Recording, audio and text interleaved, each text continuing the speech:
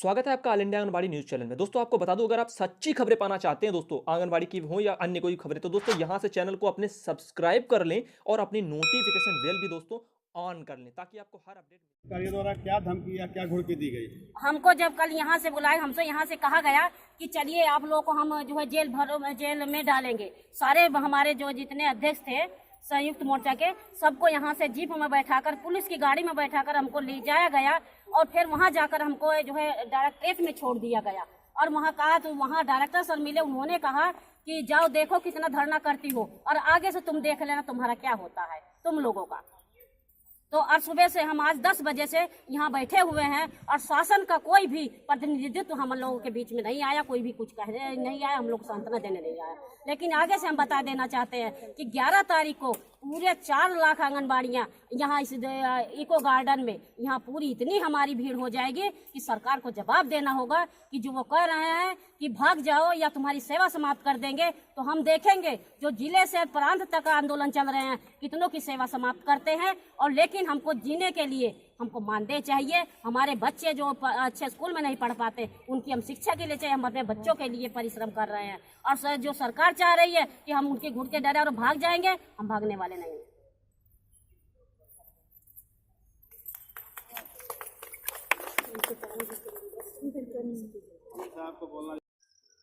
बहनों, आज का जो वीडियो आप लोगों के लिए मैं लेकर के आया हूं वो बहुत ही जरूरी है। कृपया इस वीडियो को पूरा देखें आप, क्योंकि आज इस वीडियो में बहुत सी बातें मैं करने वाला हूं। जैसे कि अभी आप लोगों को मैंने बताया, आज धरने की अपडेट 8 फरवरी यानी कि आज के दिन वहां सैमा बहन का धरना और उनका समर्थन देने जो बहनें पहुंची थी वो सभी बहनें वहां से बोल रही थी, आपको मैंने सुनाया। आप देखते हैं सरकार क्या कर रही है, डायरेक्टर साहब क्या कर रहे हैं। अभी आप लोगों को कुछ समय पहले एक न्यूज चैनल के माध्यम से एक भाई ने ऑडियो वायरल किया था जिसमें खुला डायरेक्टर महोदय जी हमारे धमकी दे रहे हैं आंगनबाड़ी बहन को। वो उसका विरोध तक नहीं ज्यादा किया गया, ये सोच करके कि सरकार प्रशासन अपना काम करे। लेकिन इतना भी आप परेशान मत करें कि आज देख रहे हैं किस तरह से बहन का कहना है कि सरकार उनसे ये तक कह रही है सीधा सीधा आप जो करना है वो कर लीजिए, आप बैठी रहिए धरने पर, देखते हैं कब तक आप बैठी रहेंगी। आप देख रहे हैं, आप क्या समझते हैं ये जो बजट का खेल खेल रहे हैं सरकार, ये इसमें क्या अगर मानदेय बढ़ना होता तो क्या उन बहनों को कहकर के भेज नहीं देते कि ये इस बजट में आपके लिए आ गया है। ये बजट टोटल ढोंग का ढोंग है। ये 40% केंद्र सरकार का दिया हुआ ही है और उसमें कुछ नहीं है। आप लोग बेकार की जो है अपने अंदर वहम पाल के मत रखना कि इसमें आपकी मानदेय बढ़ोतरी के लिए बजट आया है 1988। इससे कोई शक नहीं है, क्योंकि वहां से जो कहा गया बहनों को उससे साफ साफ यही जाहिर होता है कि उनको जिस तरह से कहा गया कि आप जब तक बैठने चाहें अपना बैठी रहे, देखते हैं क्या करेंगी। अब ऐसी चीजें कोई बोलता है, अब इसका जवाब देना पड़ेगा। दूसरी बात, जो आंगनबाड़ी बहन के ऊपर जो ऐसी धमका करके वो धरने के लिए 2 दिन पहले 4 दिन पहले जब कर रहे थे, डरा रहे थे, जब बहन डरी भी नहीं थी, लखनऊ गई थी, कह रही थी कि आपको जो करना है आप कर लें, लेकिन मैं धरने पे जरूर जाऊंगी अपना अधिकार लेने के लिए, तब डरा रहे थे, वो डरी नहीं। आज भी यही सब चल रहा है। लेकिन अब आपको बता दूं, ये उत्तर प्रदेश की 4 लाख आंगनबाड़ी आपको लखनऊ में 11 तारीख को मिल जाएंगी, देख लेना। यही होगा। हर बहन से विनती है कि घरों से निकल के आप जरूर 11 फरवरी तक तो जरूर जाएं, हो सके तो कल ही शामिल हो जाएं। लेकिन आपको बता दूं, जितने भी संगठन 11 फरवरी से आने वाले थे, जैसे कि माननीय गीतांजलि मौर्य जी का भी संगठन जाने वाला था, आज भी वो कल भी धरने पे थी। आज उनके लड़के की तबीयत खराब हो गई। आप लोगों को मैं वीडियो दिखाऊंगा, आप लोग वीडियो देखना और उसके बाद में आप लोग खुद ही देख लेंगे। लेकिन उनका कहना है कि जल्द जो ये परिस्थिति हमारे भगवान जी ने डाली है उनके ऊपर, वो जल्द से जल्द वो निपटाएंगी और उस समस्या को हल करके अपना मैदान में जरूर आएंगी। और कोई भी बहन चिंतित ना हो, 11 तारीख को वो आप लोगों को लखनऊ में जरूर मिलेंगी। अगर और मैं आपसे कहना चाहूंगा, वो ही नहीं, बहुत सी बहनें 11 तारीख को जिला स्तरों पे जो अपना धरना कर रहे हैं वो भी आने वाली हैं, ये भी आप अंदाजा लगा लीजिए। तो डरने से अब कोई डरने वाला नहीं है। आप कितनों की सेवा बहाली करेंगे, आपको अंदाजा है उत्तर प्रदेश में लाखों बहनें जमा हो जाएंगी। लखनऊ में आप किस सोच में पड़े थे? अभी तक तो प्यार से ये कहा जा रहा था कि आप इनके ऊपर कुछ ना कुछ करें। अब ये बहुत कुछ हुआ, जितना सम्मान मिलता है उतना ही सम्मान अब दिया जाएगा, ये समझ लीजिए। जब सरकार जनता के लिए नहीं तो जनता भी सरकार की नहीं सुनेगी। अब ये बात खुल करके सुन लीजिए। और एस्मा का डर किस पर दिखाया जा रहा है? उन 4,000 आप दे रहे हैं, वो भी आप समय पर दे नहीं पाते हैं। बड़े शर्म की बात है कि महिलाओं को पैसा 4,000 जो सरकार दे रही थी वो भी उनको समय पर नहीं पे कर पाते थे। तो आप इससे अंदाजा खुद ही लगा सकते हैं सरकार से। और मैं एक बात कहना चाहूंगा, ये डराना तो बिल्कुल बंद कर दीजिए, क्योंकि जितना डराएंगे उतना ही लोगों की हिम्मत बढ़ेगी और डरने वाला कोई है नहीं। आप कितनों की बहाली कह रहे हैं, हम सेवा समाप्त कर देंगे। वहां पे धरने पे आज आपको 100 बहनें दिख रही हैं। आपको क्या लगता है जो लोग फूट डाल रहे हैं, फूट डालने से कुछ नहीं होगा, बहनें 11 तारीख को वहां पे लाखों की संख्या में मिल जाएंगी, ये देख लेना। और मैं एक बात कहना चाहूंगा यहाँ पे कि सरकार क्या चाहती है कि 1000 या 1 लाख बहनें अगर आ गई तो 1 लाख बहनों की सेवा समाप्ति कर पाएंगे आप? कर दीजिए। कम से कम अपना देश नहीं, बाहरी देश भी कम से कम देख करके हंसेंगे कि महिलाओं के लिए क्या कर रही हैं यहाँ की सरकारें। और गिनीज बुक में आपका भी नाम दर्ज हो जाएगा, यहाँ उत्तर प्रदेश सरकार का भी, कि यहाँ पे इतनी लोगों की सेवाएं समाप्त की गई हैं और किस आधार पर की गई हैं। 2 साल पहले वादा करके वोट लेकर के बैठ गए, अब 2 साल से चुपचाप बैठे हैं, बराबर धरने होते हैं, फिर भी कोई फर्क नहीं पड़ता है प्रशासन पर। ये कहेंगे, यही न्यूज़पेपर में छप के आएगा, तो क्यों, किस बात के लिए आप उनको डरा रहे हैं, धमका रहे हैं? ये वीडियो आप लोगों को इतने दिखाए जाते हैं, हर कोई कहता धरना ना हो, धरने के लिए आप खुद विवश करते हैं, क्यों आप लोग ऐसी बातें कहते हैं? उनसे डायरेक्टर महोदय ने क्यों कह दिया ये सब जो उनको बुरा लग रहा है बहनों को, संगठनों की? आज वो नहीं जाना चाहती, कोई जिला स्तर पर ही अपना धरना दे रही है, वो नहीं चाहिए कि सारी भीड़ लखनऊ जमा हो जाए, लेकिन आप मजबूर कर रहे हैं इन चीजों को लेकर के। तो सभी संगठनों की तरफ से ये कहना है, उनका कहना है कि हम आएंगे लखनऊ, अब सरकार की बिल्कुल नहीं सुनेंगे, ना वार्ता ना कुछ, क्योंकि आप जो कहते हैं वो समय पर करते नहीं है। अब इन चीजों से कोई मतलब ही नहीं रह गया है।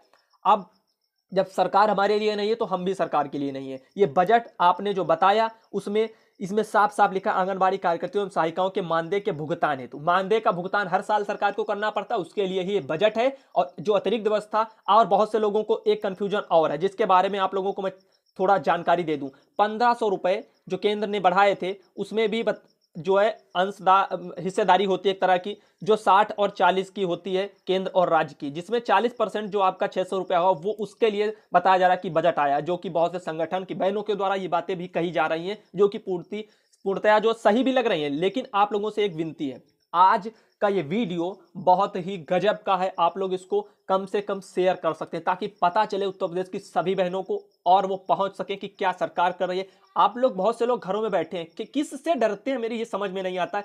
अपने अपने ब्लॉक से आप निकल नहीं पाते हैं, भाई सुपरवाइजर हो या हमारे डीपीओ मैम हो, कोई भी हो। मैं आपसे एक बात पूछना चाहूंगा, आपको पैसे कितने मिलते हैं, इनको पैसे कितने मिलते हैं, सब जानते हैं। उनकी मजबूरी बनती है सुपरवाइजर की जब डीपीओ हड़काती हैं, और डीपीओ की मजबूरी बनती है जब डायरेक्टर हड़काते हैं, जब सीडीपीओ हड़काते हैं, सीडीपीओ की मजबूरी बनती है जब डायरेक्टर हड़काते हैं। डायरेक्टर किसकी हड़की में काम करिए सब अच्छे से जानते हैं। और अगर, लेकिन बात वही है ना, आप क्यों डरते हैं ये समझ में नहीं आता है। आप खुद क्यों नहीं कह देते सरकार से, आपने वादा किया उसको पूरा क्यों नहीं करते? हम गलत तरीके से पत्र क्यों जारी करें, क्यों एस्मा लागू करें? आपने 2 साल कहे, 2 साल हो गए, 3 माह करके आपने क्यों इनका समय बर्बाद किया? आप जहां जाते हैं रैलियों में वहां कह देते हैं कि 10,000 आपका मानदेय कर दिया है।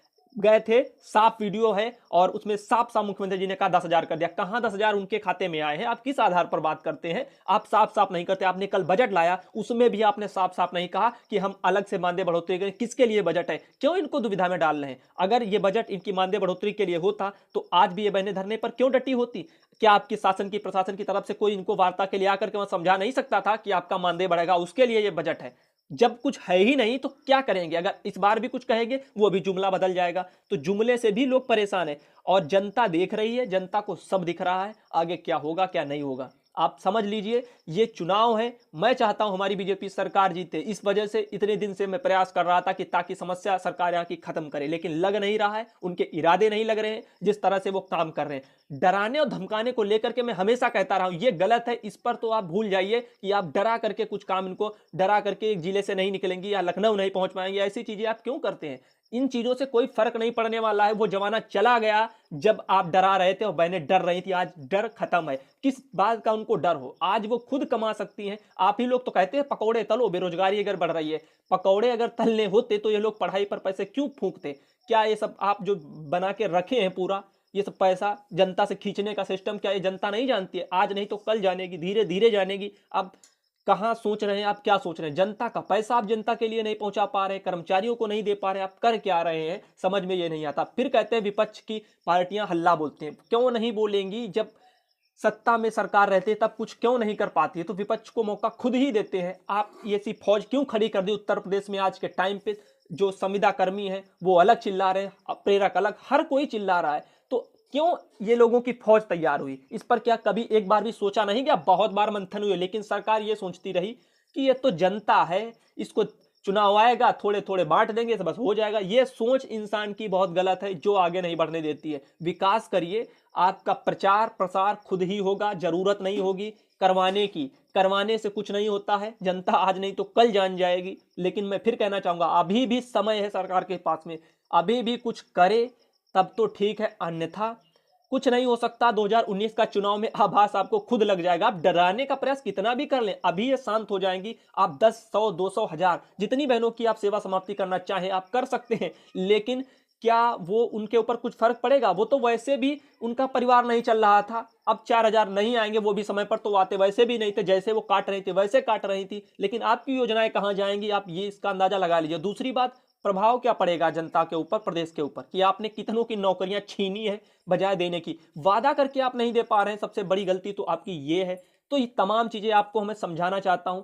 प्रदेश सरकार से भी विनती एक तरह से बहुत दिन से करता रहा कि बराबर इन चीजों को लेकर के, लेकिन अब ये डराने का काम डायरेक्टर महोदय जी से कह दीजिए कि बंद करें, इससे कोई फर्क नहीं पड़ने वाला। अगर कुछ करना है तो इनकी वार्ता कराएं, इनको आश्वासन दिलाएं, सिर्फ आश्वासन दिलाएं नहीं, शासनादेश जारी करवाएं तब तो ठीक है, अन्यथा ये आश्वासन से कुछ नहीं काम आज के टाइम पे होने वाला। आश्वासन 2 साल से मिल रहे हैं, अब उनसे पेट इनका नहीं भरेगा। यह आश्वासन का खेल बहुत दिन तक चलता रहा उत्तर प्रदेश में, अब ये चलने वाला नहीं है। क्या उत्तर प्रदेश इतना सरसब्ज अगर है, हर चीज में कदम में अगर आगे है आप कहते हैं, तो बाकी राज्यों की तर्ज पर आप पैसा तक नहीं पे कर पाते हैं, तो ये तो शर्म की बात है हमारे प्रदेश की सरकार के लिए, जो 2 साल से कहे बैठे हैं और 2 साल से इनका मानदेय तक नहीं बढ़ा पाए हैं। ये तमाम चीजें अभी आप लोगों को मैं वीडियो दिखा रहा हूं जिसमें गीतांजलि मौर्य की बेटी की तबीयत खराब हो गई है, जिसके कारण वो अस्पताल चली गई हैं वहां से, और उनका फोन नंबर वगैरह आप ज्यादा ट्राई करने की कोशिश ना करें, जो उनके सहयोगी हो सकता है फोन स्विच ऑफ वगैरह होगा। ऐसी तमाम बातें मेरे पास आई हैं ताकि आप लोगों तक मैं अपडेट कर दूं,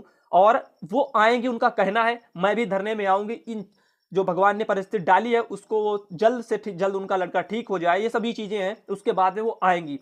तो ये भी आप लोगों के लिए एक संदेश है। बाकी धरने के वीडियो आप लोगों को मैं देता हूं, मैं आपको समझाता हूं, मैं प्रदेश सरकार से भी विनती करता रहता हूं हर बार कि वो समस्या को सुने। ये समस्या इसलिए नहीं कह रहा हूं कि आंगनबाड़ी बहन की समस्या, ये प्रदेश में आज जो हो रहा है, जो चल रहा है, वो बहुत गलत है। एक तो डराना धमकाना, दूसरी बात ये जो फौज तैयार हो रही है बेरोजगारों की और जिनके साथ अत्याचार हो रहे हैं उनकी, ये जब अपना हक मांगने के लिए मैदान में अगर उतर आएंगे फिर सरकार की हालत क्या होगी, मैं ये समझाने का प्रयास कर रहा हूं, जिस पर अभी मेरे ख्याल से सरकार गंभीरता नहीं दिखा रही है। गंभीरता दिखा रही होती तो ऐसे डराने के काम तो बिल्कुल नहीं होते, क्योंकि जितना आप डराएंगे, जितना आप अत्याचार करेंगे, आंदोलन उतने तेज होंगे। ये आप भी अगर पढ़े लिखे हैं तो इतिहास उठा के देख लीजिए, हमेशा से यही रहा है, आगे भी यही होगा। इसीलिए इसका आभास पहले से मैं करा रहा हूं। मैं नहीं चाहता हमारे प्रदेश की हालत खराब हो और विकास रुके, मैं चाहता हूं विकास हो हमारे प्रदेश का, दिन पर दिन बढ़े विकास। इसलिए मैं ये चीजों को आगे से आगे आप लोगों को बताता रहता हूं, समझाता रहता हूं, लेकिन कोई फर्क नहीं पड़ता। उनको लगता है ये तो पागल है, तो ऐसे चिल्लाता रहता है,